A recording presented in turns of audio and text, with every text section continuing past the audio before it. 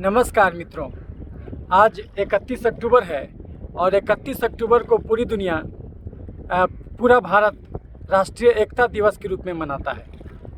क्यों मनाता है? क्योंकि इसी दिन भारत को एक सूत्र में पिरोने वाले भारत 565 रियासतों में बटा हुआ था और अंग्रेज़ जो हमको आज़ादी दे के गए थे तो फूट डालो और राज करो वाली नीति के तहत वो सोच रहे थे कि हम इसको इतने छेदों में, इतने हिस्सों में बांट दें कि ये संभले नहीं और फिर हमको ही आना पड़े।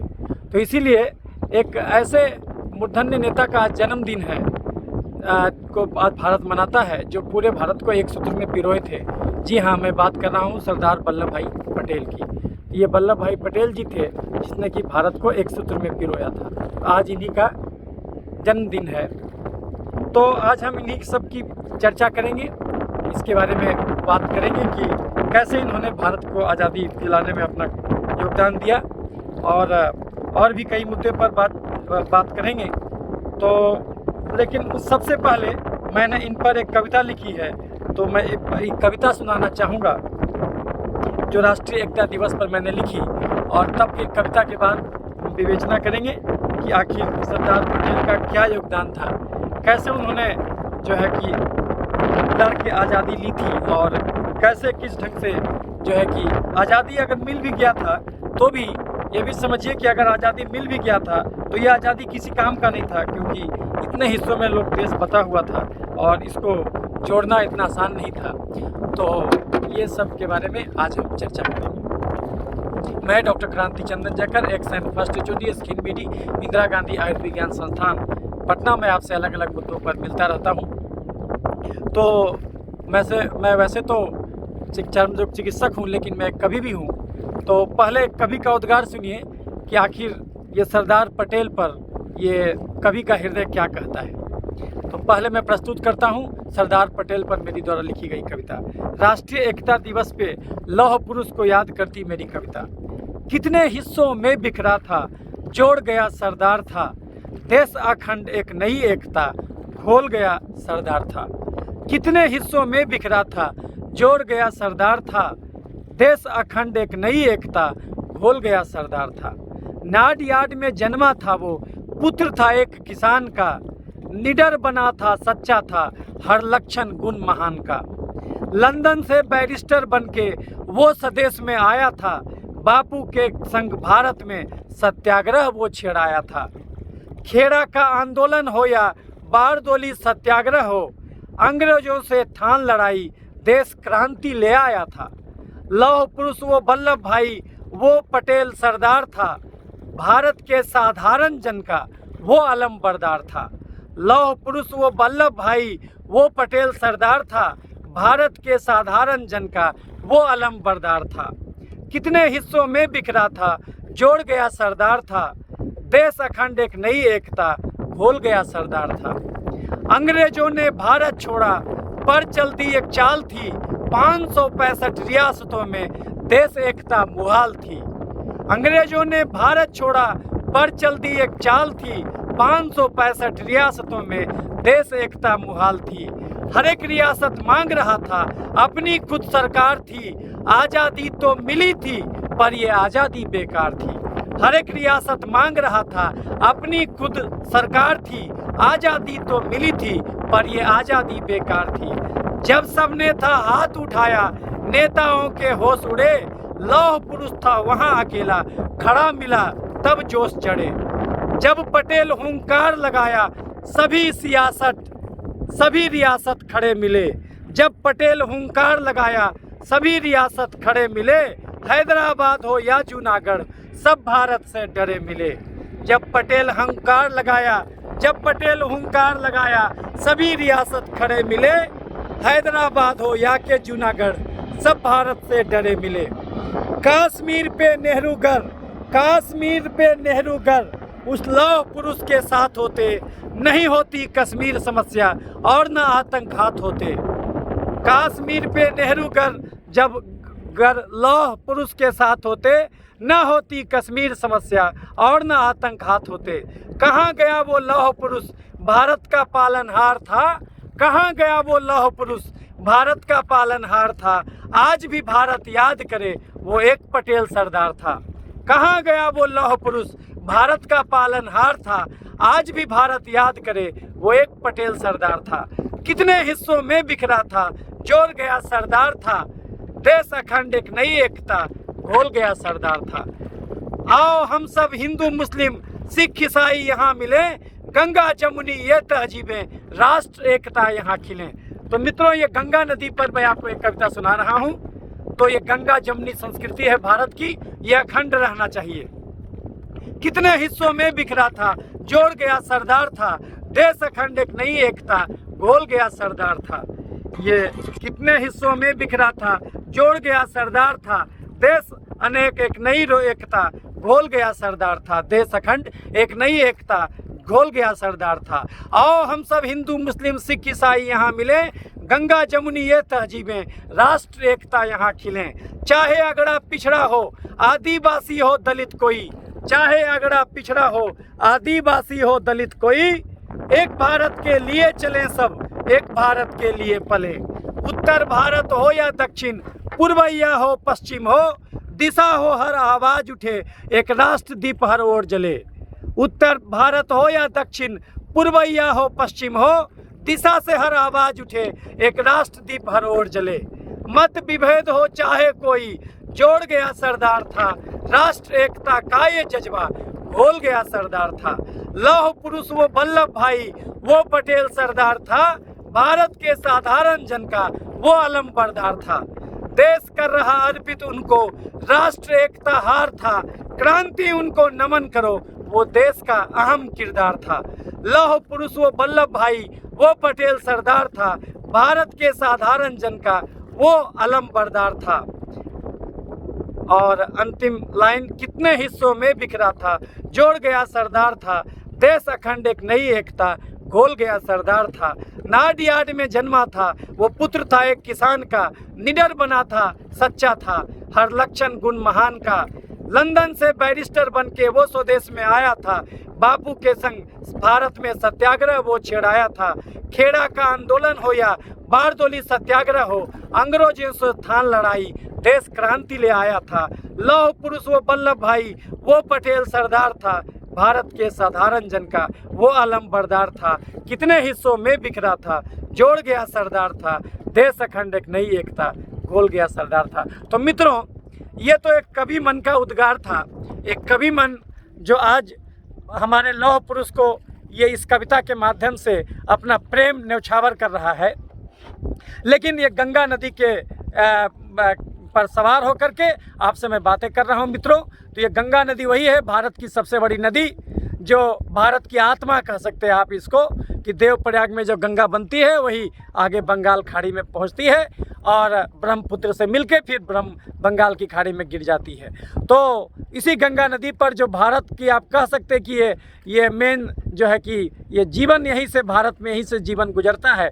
तो ऐसे तो और भी नदियां हैं, लेकिन ये सबसे पवित्र नदी कहा जाता है। तो इसी पर मैंने आपको ये सरदार पटेल की कविता सुनाई। तो ये तो खैर एक कवि का उद्गार है, लेकिन अब वस्तु स्थिति में आइए विवेचना करते हैं कि आखिर सरदार पटेल कौन थे और कैसे वो उन्होंने जो है इतना बड़ा काम कर दिया कि उनको भारत का बिस्मार्क कहा जाने लगा। जी हाँ मित्रों, ये वही बिस्मार्क थे जिन्होंने जर्मनी का एकीकरण किया था और मेजिनी जिन्होंने कि इटली का एकीकरण किया था। तो इसी प्रकार से सदियों में कभी कभी कुछ लोग ऐसे होते हैं जो कि कुछ ऐसा काम कर जाते हैं निस्वार्थ भाव से, जो कि बहुत लोगों के लिए आगे के दिनों में प्रेरणा का स्रोत बन जाता है। जी हाँ, ये आज जब लोग नेता जो है अपने बाल बच्चे के लिए भी पार्टी खड़ा करते हैं, और समझिए प्राइवेट लिमिटेड कंपनी कह लीजिए उसको, और पुश्तैनी पार्टियां बन जाया करती हैं। जो कांग्रेस हैं वो जो है कि समझिए तो एक फैमिली का पार्टी बन जाया करता है। और वैसे भी कोई भी पार्टी लीजिए जिसमें कि इस ढंग से खानदानी चलता है, तो कहीं न कहीं से लोकतंत्र खराब होता है। लेकिन इस ज़माने में भी ऐसे महापुरुष थे भारत में जो निस्वार्थ भाव से, जब ये मरे थे तो कहा जाता है कि इनके बच्चों के पास उतना पैसा नहीं था, इनके पास कुछ नहीं था, बस इनके पास एक पेटी था और उस पेटी में 4 जोड़ी कपड़ा था और इनका कुछ किताबें था, और अलग से इनके पास कुछ नहीं था। तो जवाहरलाल नेहरू ने फिर फाइनली इनके बच्चे का जो है कि ये खर्चा उर्चा सब उठाया था कि कैसे पढ़ाई हो, ये सब। तो आज हम इन्हीं सब बातों पर बात करेंगे ये जो सरदार पटेल थे, इनका जन्म हुआ था नाडियाड, जो कि खेड़ा ज़िला में गुजरात में है, वहाँ पर इनका जन्म हुआ था। ये बेसिकली 6 भाई बहन में एक थे और ये जो थे ये बेसिकली गरीब परिवार से थे। तो जाहिर सी बात है इतने गरीब थे कि इनको मैट्रिक करने में ही लग गया था 22 साल। उस समय तक जब 22 साल में ये मैट्रिक किए थे तो लोग कहता था कि भाई ये तो ज़्यादा अच्छा नहीं कर पाएंगे, क्योंकि जब जो आदमी 22 साल में मैट्रिक करेगा तो सोचिए वो आदमी क्या पढ़ लिख पाएगा। तो इनकी परिस्थितियाँ ऐसी थी, लेकिन इनको शुरू से ही वकील बनने का शौक़ था। तो इसीलिए लोगों से किताब मंगवा करके किसी तरीके से कुछ नॉलेज इनको हुआ, लोकल में थोड़ा बहुत पढ़ाई भी किए। उसके बाद फिर इनकी शादी हो गई और 16 वर्ष की आयु में इनकी शादी हो गई। और शादी के बाद हालांकि इनका वैवाहिक जीवन ज़्यादा दिन तक नहीं रह पाया। इनका जन्म हुआ था जो 31 अक्टूबर 1875 ईस्वी में, तो इनकी शादी 16 वर्ष की आयु में हो गई मित्रों। तो 16 वर्ष का आप सोच लीजिए, तो आप अगर 1875 में 10 साल जोड़िएगा तो आपका हो जाएगा ये 1885, और उसमें 5 साल और जोड़ दीजिए तो हो गया आपका जो है कि 1890-91 में इनकी शादी हो गई। और 1891 में जब इनकी शादी हुई तो फिर जो है कि ये, लेकिन इनकी जो वाइफ थी वो, इनका देहांत हो गया इनकी वाइफ का। और उससे पहले इनका 2 संतान हो चुका था, एक बड़ी वाली लड़की थी और उसके बाद छोटा लड़का था। तो यही 2 बच्चा था। और इनकी वाइफ जो है कि इनकी शादी हुई 1891 ईस्वी में, और वाइफ जो है 1809 में फिर देहांत हो गया, 1909 में देहांत हो गया। यानी कि इनको कैंसर हो गया था और मुंबई में उस समय जो है कि इलाज करा रही थी। ये इतने लौह पुरुष सही में थे कि आप 2-3 एग्जाम्पल से समझ सकते कि जब इनकी वाइफ की मौत की सूचना इनको दी गई, उस समय ये अपने मुवक्किल के लिए बहस कर रहे थे। और जब बहस कर रहे थे तो इनको तार का संदेश मिला जिसमें कि वाइफ की मौत का संदेश लिखा हुआ था। लेकिन फिर भी ये बहस नहीं रोके, और दूसरा आदमी होता तो बहस रोक देता, लेकिन ये बहस नहीं रोके और अपने पॉकेट में उतार को रख लिए और बहस जारी रखे। जब बहस ख़त्म हुआ, इनको जीत मिली, तो फिर ये लोगों को बताया कि देखिए ऐसा ऐसा है। तो फिर लोग उनको बहुत बोले कि भाई आपको पहले बोलना चाहिए था। लेकिन ये ऐसे महापुरुष थे, इनका कहना था कि नहीं, वो मुवक्किल ने हमको पैसा दिया था और वो पैसा दिया था, इसलिए जो है कि हमको हमारा दायित्व था कि हम उसकी कानूनी रूप से रक्षा कर दें, तो इसीलिए बीच में हम ये नहीं ये किए। तो ये ऐसा व्यक्तित्व था इनका। एक बार इनको फोड़ा हो गया था, तो जो है कि बहुत बड़ा फोड़ा था, इनको घाव हो गया था बचपन में। तो एक बार उस समय गए एक जो है कि एक के पास, लोकल एक के पास, तो लेकिन वो थर-थर काँपने लगा इनको चीरा लगाने में। लेकिन ये अपने हाथ से उस अस्तूरा लेकर के खुद ही चीरा लगाना शुरू कर दिए। तो ये सही में ये मायने में जो है कि लौह पुरुष थे। एक बार ये भूख हड़ताल भी करवाए थे, उस समय जब स्कूल में पढ़ा करते थे, तो एक बार भूख हड़ताल भी करवा दिए थे। 3 दिन के लिए इनके स्कूल में भूख हड़ताल रहा था। तो ये सब कुछ एग्जाम्पल है जो बताता है कि शुरू में से ही लौह पुरुष थे और बड़े भोले इंसान थे।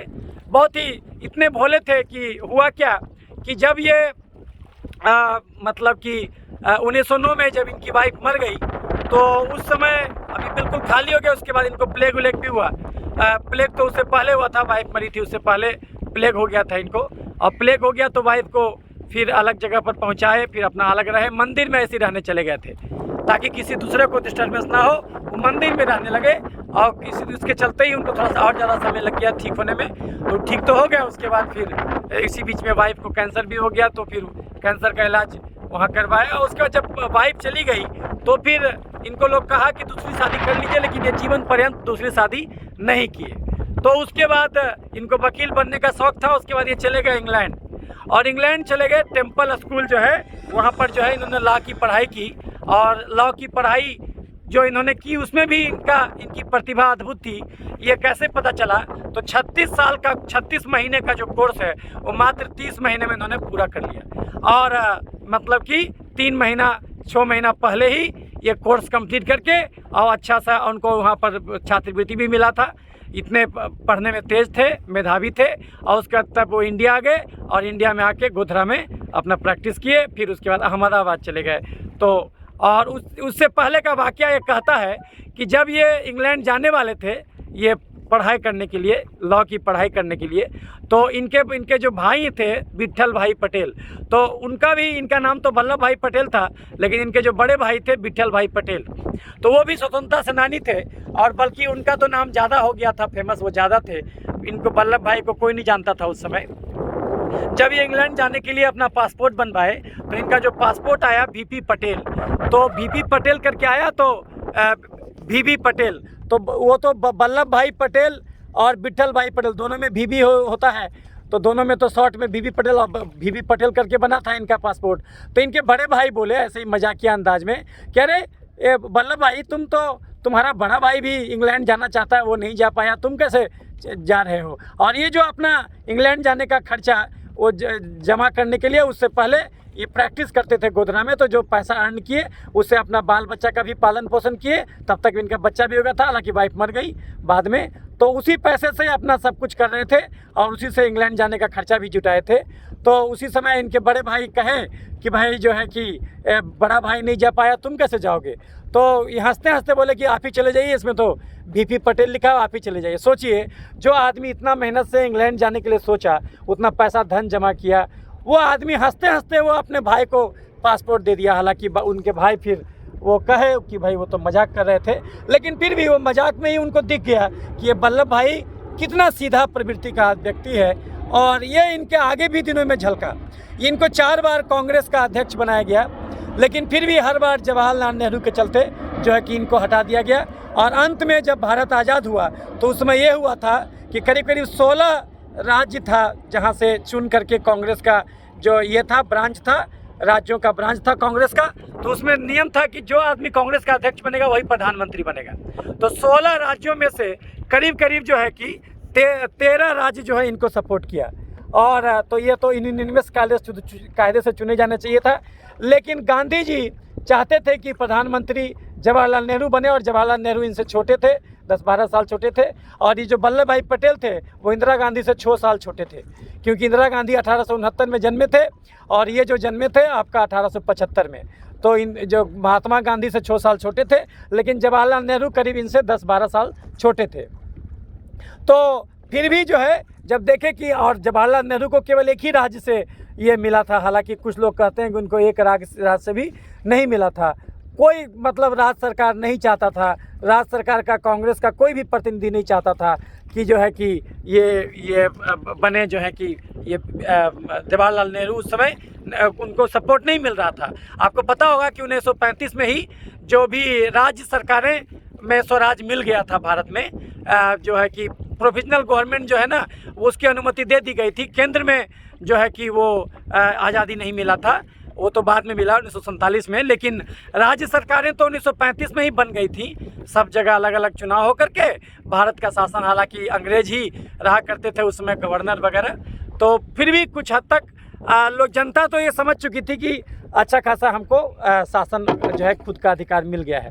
तो आप सोचिए कि उस समय 16 में से जो है कि जो करीब करीब 13 जो लोग थे वो कांग्रेस के जो थे वो उसके सपोर्ट नहीं किए थे। फिर गांधी जी को वो दिखलाया गया कि देखिए ये रिजल्ट आया है।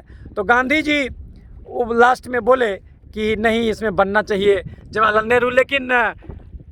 लेकिन वैसे केस में भी वल्लभ भाई पटेल चूँ तक नहीं बोले। वो बोल सकते थे, अगर वो बोलते तो कांग्रेस में उनका उस समय बहुमत था, लेकिन वो बिल्कुल इतना आदर करते थे गांधी जी का कि वो बिल्कुल चुप रह गए।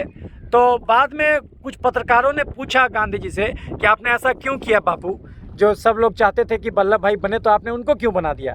तो उन्होंने कहा कि देखिए ऐसा है कि जवाहरलाल नेहरू का अंग्रेजी बहुत अच्छा था, उनका जान पहचान बहुत अच्छा था, और इसीलिए जो है कि वो विदेश नीति को अच्छे से हैंडल करेंगे। 1945 ईस्वी में आपको पता होगा भारत आज़ाद हुआ था 1947 में, और उससे पहले 1945 ईस्वी में ये यूनाइटेड नेशन बन गया था हमारा। यूनाइटेड नेशन पर भी एक वीडियो है, 24 अक्टूबर को पूरी दुनिया यूनाइटेड संयुक्त राष्ट्र संघ दिवस मनाती है, उस पर भी हमारा एक वीडियो भी आप देख सकते हैं।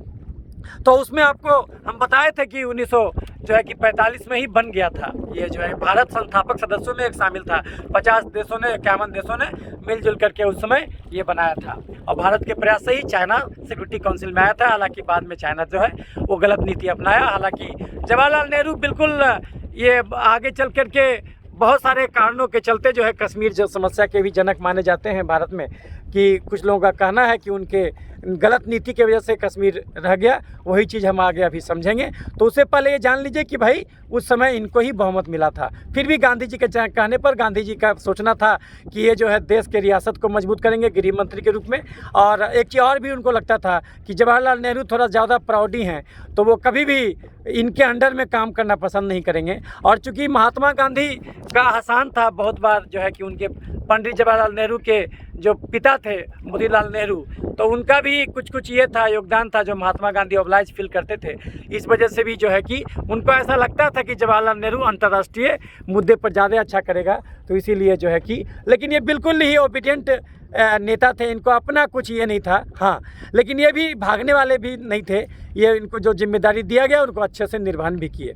तो और ये मात्र आज़ादी के बाद मात्र जो है कि करीब 2-3 साल ही ज़िंदा रहे। अगर ये और ज़िंदा रहते तो जो है कि बहुत भारत का पिक्चर अलग होता। तो और ये जो है कि पहले ही ये जो कैसे स्थापित हुए, शुरू में जब ये वकील का पढ़ाई करके आए थे टेम्पल स्कूल से जो है कि आपका लंदन से, तो इस समय इनको था कि हमको पैसा कमाना है, चूँकि गरीबी देख चुके थे, वाइफ मर चुकी थी। अब इनको लगता था कि बाल बच्चा को पढ़ाना है, बम्बई में भेज दिए थे पढ़ने के लिए बेटा बेटी को, तो अच्छा खासा पैसा लगता था। तो इसीलिए उनको था कि हमको पैसा कमाना है भाई, हमको रहना है। बहुत बार तो ये मजाक भी किया करते थे गांधी जी के बारे में, ये कहा करते थे कि गांधी जी जो है कि गेहूं में कंकड़ निकालने वाला काम कर रहे हैं, इस ढंग से तो अहिंसा से कभी आज़ादी नहीं मिलेगा, इस प्रकार का ये बात कहा करते थे। लेकिन 1917 ईस्वी में जब गांधी जी से इनका भेंट हुआ तो उस समय जो है इनका धारणा बदल गया। और फिर इनको उससे पहले भी जो है कि ये खेड़ा के किसान के लिए जो आंदोलन कर चुके थे वहाँ पर, और ये उसके बाद जब आए लंदन से लौट करके तो ये गोधरा नहीं जा करके सीधे अहमदाबाद चले गए और Ahmedabad municipality corporation sanitary commissioner बन गए। वहाँ पर बहुत सारा काम किए, ड्रेनेज का काम किए, नाली का काम किए, बहुत सारा काम किए, पार्क बनवाए, वो जो है कि तिलक का एक पार्क में फ़ोटो लगवाए, तो ये सब तो ये काम किए थे। तो उससे भी थोड़ा पॉपुलर हो रहे थे, राजनीति में आ रहे थे। विट्ठल भाई पटेल ऑलरेडी इनके जो भाई थे वो राजनीति में थे।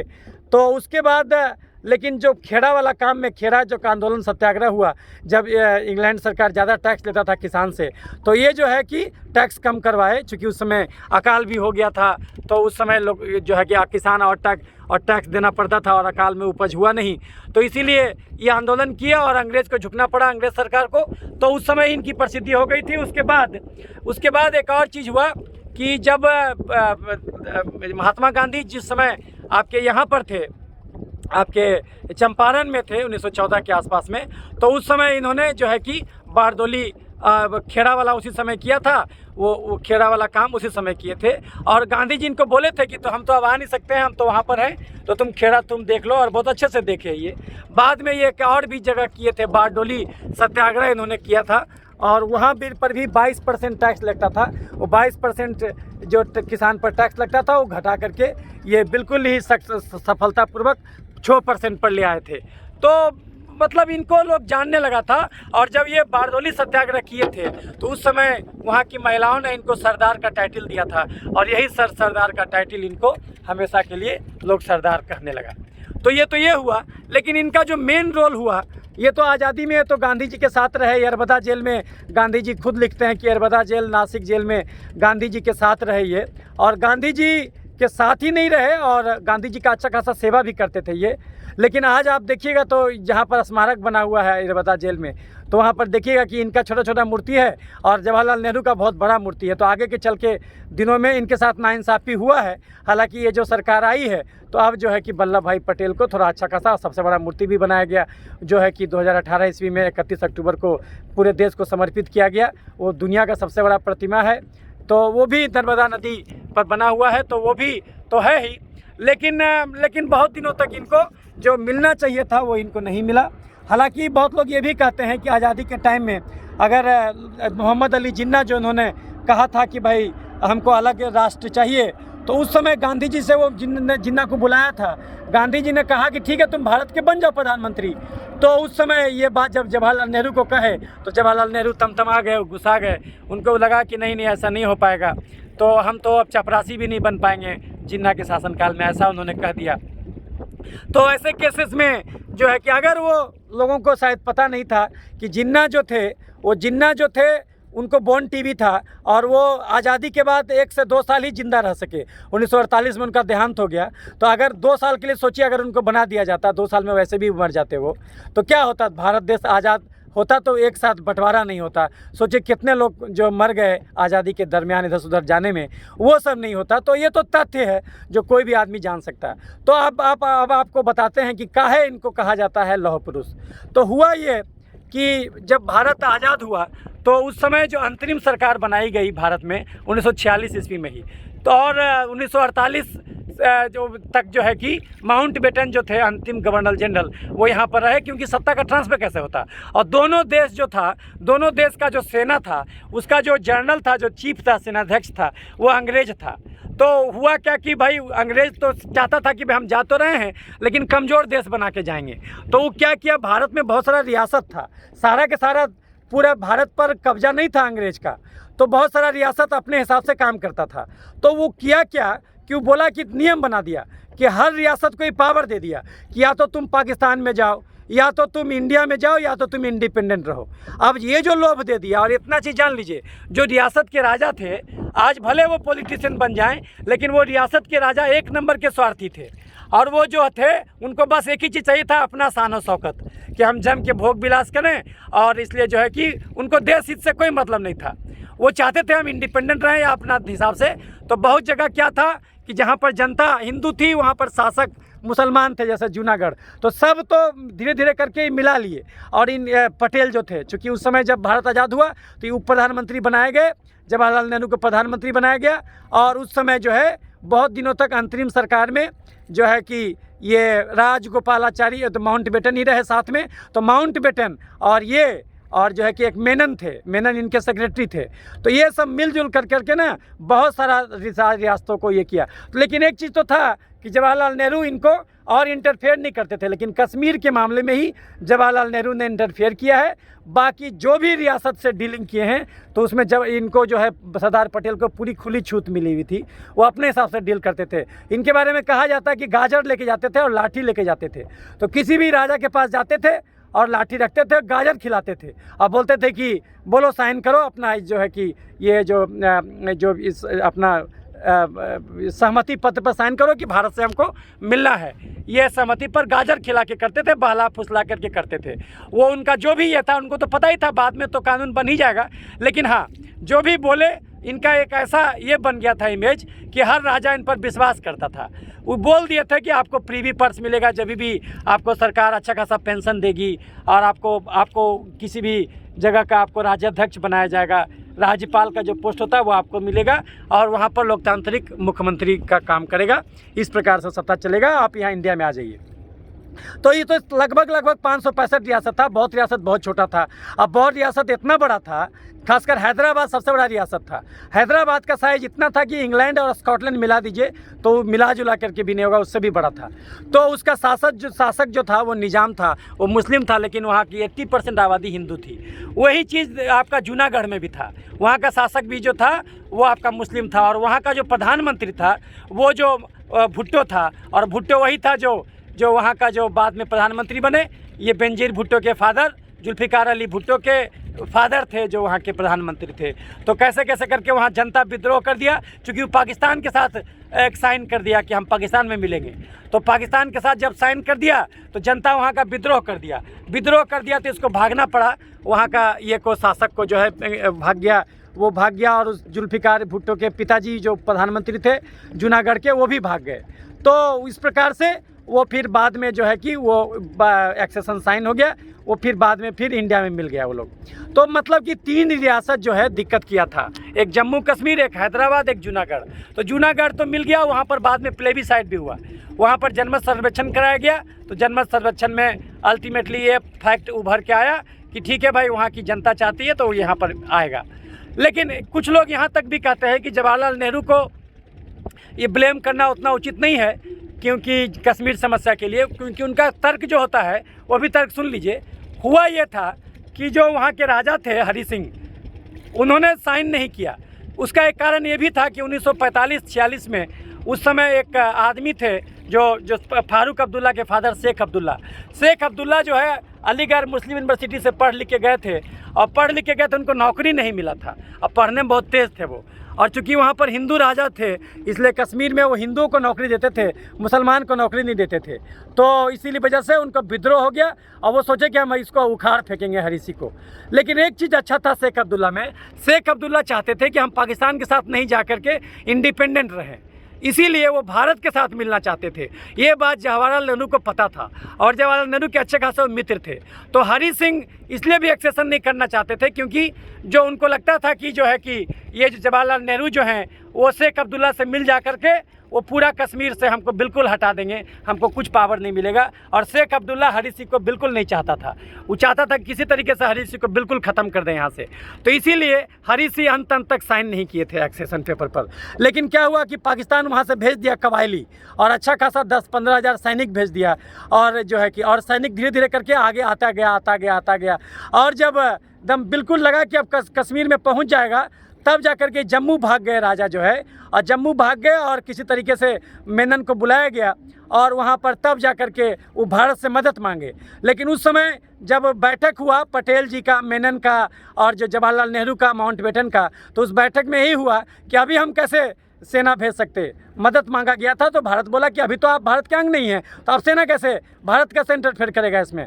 तो इसीलिए फिर तो संयुक्त राष्ट्र में मामला उठ जाएगा। इसीलिए वो क्या किए कि भी बोले कि ठीक है भाई, जो है कि आप पहले साइन कीजिए। तो किसी तरीके से हर किसी ने उस पर साइन किया और साइन तो कर दिया। उसके बाद फिर जो है जल सेना भेजा गया और फिर लड़ाई चला, और लड़ाई चल करके उसको जो है खदेड़ दिया गया। लेकिन तब तक अच्छा खासा जो है कब्जा कर चुका था पाकिस्तान, जो पाक ऑक्युपाइड कश्मीर कहा जाता, वो कब्जा कर चुका था। और वही जो, हालांकि उस समय अगर भारत का मनोबल इतना बढ़ा हुआ था कि अगर वहाँ का सेनाध्यक्ष ने कहा था कि अगर आप हमको ऑर्डर दें तो हम पूरा पाक कश्मीर उठा के ले आएंगे, लेकिन नेहरू जी ने रोक लगा दिया और उन्होंने रेडियो पर एक अनाउंसमेंट कर दिया। यहीं पर सबसे बड़ा गलती हुआ।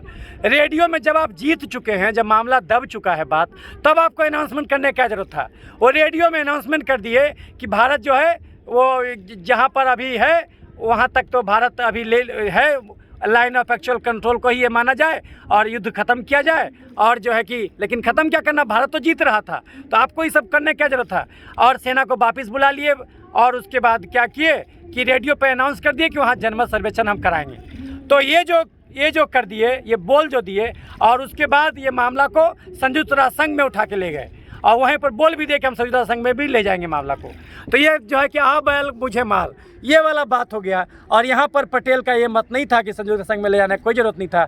अगर वहाँ पर ये खुला छूट दिया जाता पटेल को तो आज कश्मीर भी भारत का अंग हो जाता, बिल्कुल कोई दिक्कत ही नहीं था, सारा समस्या सोल्व कर दिया गया था। और उसी ढंग से हैदराबाद का निज़ाम जो था वो भी बोला कि हम भारत में नहीं जाएंगे, और हैदराबाद तो बहुत बीच में पड़ता था, पाकिस्तान से किसी ढंग से जुड़ा हुआ नहीं था, लेकिन फिर भी वो उसके दिमाग में था क्योंकि वो सबसे अमीर राज्य था उस समय उसके बहुत ज़्यादा पैसा था उसके पास।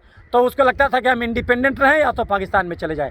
पाकिस्तान के साथ वो साइन भी करने वाला था, लेकिन इसी भारत के साथ समझौता हो गया, उसको 1 साल के लिए वो रुकने के लिए मान गया। लेकिन 1 साल के बाद भी नाकुर नुकुर कर रहा था, तो ऑपरेशन पोलो किया गया था। ऑपरेशन पोलो नाम दिया गया था। ऑपरेशन पोलो क्यों कहा जाता, क्योंकि हैदराबाद में पोलो का बहुत ज़्यादा मैदान था, पूरे संसार में सबसे ज़्यादा पोलो, चूँकि बहुत पोलो खेलता था निज़ाम, तो इसीलिए जो है कि वहाँ पर वो बनाया गया वो ऑपरेशन पोलो। और 4 से 5 दिन में जो है वहाँ पर सेना भेजा गया और 4 से 5 दिन में जो है उसको कब्जा कर लिया गया। तो जो है कि वो फिर बहुत अच्छे से उसको कब्जा हो गया। तो पटेल जी जो जब गए थे जो है कि, तो उस समय तक कश्मीर भी जितना हो सकता था अच्छा खासा कैप्चर हो गया था, और साथ ही साथ जो है कि आपका ये भी कैप्चर हो गया था, आपका जो है कि हैदराबाद भी कैप्चर, जूनागढ़ भी हो गया था। खाली एक चीज़ जो गोवा था, और एक तो और लक्षद्वीप में क्या हुआ कि लक्षद्वीप जो था उस समय किसी देश का नहीं था, तो जल्दी से पटेल भिजवाए वहाँ पर सैनिक और लक्षद्वीप को भी कब्जा कर लिए। लक्षद्वीप में क्या हुआ था कि भारत का जब नौसेना पहुँचा उसके 2-3 घंटे के बाद पाकिस्तान का भी नौसेना पहुँच गया, तब तक तो कब्जा हो चुका था। तब पाकिस्तान का सेना बैरंग वापस लौट गया, तो लक्षद्वीप को भी इन्होंने जो हासिल कर लिया था, तो अंडमान भी हासिल हो गया था। लेकिन जो बचा था आपका वो गोवा, तो गोवा उनके दरमियान हुआ, नेहरू जी के दरमियान गोवा हुआ, और उसके साथ ही साथ जो है कि सिक्किम, जो बाद में इंदिरा गांधी के टाइम में सिक्किम भारत में आया।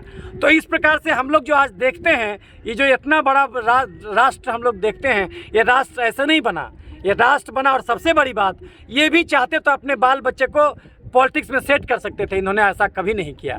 और इन्होंने ऐसा कभी नहीं किया, इन्होंने देश के लिए सोचा। तो ऐसा नेता जो है कि भारत में बिरला ही पैदा होता। तो ये एक ऐसा नेता पैदा हुआ था जो भारत को वास्तव में जोड़ने आया था। और सोचिए, ये बहुत बड़े वकील बनते, कितना पैसा कमाते। ये बहुत सक्सेसफुल वकील हो गए थे जब ये पॉलिटिक्स में नहीं आए थे, गांधी जी के संपर्क में नहीं आए थे। तो उस समय बहुत अच्छा पैसा कमा रहे थे। इनका पॉलिटिक्स बहुत अच्छे, इनका जो बैरिस्ट्री था वो बहुत अच्छा चल रहा था। सब लोग इनके जीते थे, पैसा सोचिए कितना कमाते ये। लेकिन सोचिए, बाल बच्चे का कैरियर भी चौपट किए, ये कुछ बचा के नहीं रखे और देश के लिए अपना जीवन न्यौछावर कर दिए। ऐसा व्यक्ति, और जो है कि उसका कोई आदमी पॉलिटिक्स में नहीं है। और लेकिन ऐसा भी व्यक्ति हुआ जो जिसको कुछ नहीं था, जो बिल्कुल ही इसको कांग्रेस नहीं चाहता था, वो आदमी भारत का गद्दी पर बैठता है और अपने बाल बच्चे को, खानदान को जो है कि पूरा घुसा देता है। सोचिए कैसा लोकतंत्र है, जो जेबी लोकतंत्र है। तो ऐसा कम से कम नहीं होना चाहिए था। तो ये चीज़ लेकिन घटना घटा था। तो ये चीज़ तो सच्चाई है। तो लेकिन है कि फिर जो नई सरकार आई है, तो जो है कि ये आज इनको भारत रत्न दिया गया 1991 ईस्वी में। तो इनको मरणोपरांत भारत रत्न भी मिला हुआ है। तो ये किए हैं, लेकिन जो ये किए हैं भारत के लिए योगदान, आज ये पीढ़ी भले इनको नहीं जाने, लेकिन निश्चित रूप से जो है कि जब भी 31 अक्टूबर आएगा उस दिन तो सबको जानना होगा। और अब तो स्मारक भी बना दिया गया है नर्मदा नदी के आसपास में, वहाँ पर।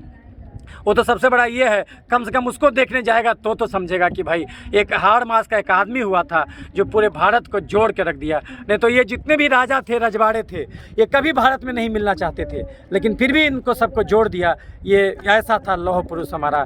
तो ये जो चीज़ कुछ बातें थी जो कि हर आदमी को जानना चाहिए। आज वो दिन है जिस दिन हमको उन पर कृतज्ञ होना चाहिए। इस राष्ट्र के सम्मानित नागरिक के नाते जो है कि हमको ये समझना चाहिए कि भाई एक राष्ट्र का जो आम नागरिक के रूप में हमें ये समझना चाहिए कि ये राष्ट्र ऐसे नहीं बना है, इसमें बहुत लोगों का योगदान था जो निस्वार्थ भाव से रहे। ऐसे ही थे गांधी जी, ऐसे ही थे आपके सरदार पटेल, ऐसे ही थे आपके जो है कि आप देखिएगा तो जयप्रकाश नारायण। तो इस प्रकार की जो विभूतियाँ हैं, ये इसी के चलते भारतीय लोकतंत्र में इतना ताकत बचा है कि आज भी जो है कि भारत जो है कि ये उन लोगों को कृतज्ञ अनुभव करता है। तो आज ये दिन है जिस दिन जो है कि ये पूरा राष्ट्र जो है कि एक कृतज्ञता व्यक्त करता है ऐसे व्यक्तित्व के प्रति जो कभी नहीं मरेंगे। ये इनकी इस देश की आत्मा में हमेशा वो रहेंगे। ये गंगा के जो है कि ये है, इसमें हमेशा जो है कि ये देश जो है जहाँ गंगा बहती है, ये इसमें हमेशा रहेंगे। तो इन्हीं सब बातों के साथ उम्मीद करते हैं कि हमारा ये वीडियो आपके मन में हमारे लौह पुरुष के प्रति एक आदर भाव जगा पाया होगा। तो काश कि हम अपने दिल में उनको हमेशा जगह देते रहें, तो हमको ये भारतपना याद रहेगा, ये भारतीयता, ये राष्ट्रवाद याद रहेगा। अगर ये याद रहे तो ये निश्चित रूप से भारत ही वो देश है जो वसुधैव कुटुंबकम कहता है। तो भारतवाद अगर याद रहे तो पूरा विश्ववाद और पूरा मानववाद ज़रूर हम लोग को याद रहेगा। और एक चीज़ और भी जान लें कि ये एक ऐसे आदमी थे जो कि हर प्रकार के दृष्टिकोण के लोगों के साथ रह लेते थे, कम्युनिस्ट के साथ भी रह लेते थे, और ये जो है कि ये आरएसएस वाले लोगों के साथ भी रह लेते थे। क्योंकि इन्होंने इनका देखा हुआ था, हरी सिंह से बात करने के लिए आरएसएस के गोलवलकर को वहाँ भेजा गया था, तो वो भी बात करवाए थे। हालांकि फिर भी वो साइन तो नहीं किए थे, साइन तो मजबूरी में ही हरी सिंह किए। तो ये सब बहुत सारी बातें हैं। और जो है कि जो राष्ट्र स्वयंसेवक थे उनको ये कांग्रेस का सदस्यता नहीं लेने दिया जाता था, लेकिन जब ये अध्यक्ष बने थे कांग्रेस के तो उस समय जो है कि ये भी अलाउ करवा दिए थे। तो ये सब बहुत सारा इतिहास है जो कि आदमी बाहर के चल के आप देखिएगा तो आपको ये समझ में आएगा कि ऐसा भी महापुरुष भारत में हुआ था। तो आइए, ये दिन है जब हम अपने अंदर उनको महसूस करें और अपने दिल से उनके प्रति एक कृतज्ञता व्यक्त करें, उनको ये जो है कि सम्मान दें, उनको अभिनंदन करें, ताकि खुद का हमारा सम्मान बढ़ सके, खुद का हमारा जो है कि राष्ट्रवाद के प्रति जो समर्पण है वो भाव प्रकट हो सके। तो इन्हीं मुद्दों के साथ, इन्हीं बातों के साथ मैं आपसे विदा लेता हूं। अलग अलग मुद्दों पर आपसे हमेशा मिलता रहता हूं, आगे भी मिलता रहूंगा। बड़े प्यार से आपने हमारी बात को सुना, इसके लिए आपसे अनुग्रहित हूं। आपके अंदर मौजूद परमात्मा को मेरा प्रणाम। और एक बार फिर से सरदार वल्लभ भाई पटेल को मेरा अभिनंदन। जय पटेल, जय भारत, जय एकता, जय सौहार्द, जय भारतीयता, जय मानवता, जय राष्ट्रवाद। तो इन्हीं सब बातों के साथ मैं आपसे विदा लेता हूं। आगे भी आपसे मिलता रहूँगा। कुछ अगर और भी चाहते हैं कि जिस पर मैं वीडियो बनाऊं तो आप लिखिएगा अलग अलग मुद्दों पर। अगर वीडियो अच्छा लगे तो लाइक और शेयर कीजिएगा ताकि और लोगों तक भी ये बात भेजा जा सके और राष्ट्रवाद का डोर हम मजबूत कर सके। ये पटना के गांधी मैदान, गांधी घाट से जो है कि यहाँ भी उनकी अस्थियाँ विसर्जित की गई थी। महात्मा गांधी का अस्थि यहाँ विसर्जित किया गया था, इसलिए हमने इस घाट को चुना इस आज जो है कि राष्ट्रीय एकता दिवस का वीडियो के लिए। तो उम्मीद करते हैं कि ये वीडियो आपको अच्छा लगा होगा। अच्छा लगा होगा तो लाइक और शेयर कीजिएगा। आगे भी आपसे मिलते रहेंगे, तब तक के लिए नमस्कार। नमस्कार। जय भारत, जय हिंद, जय पटेल, जय सरदार।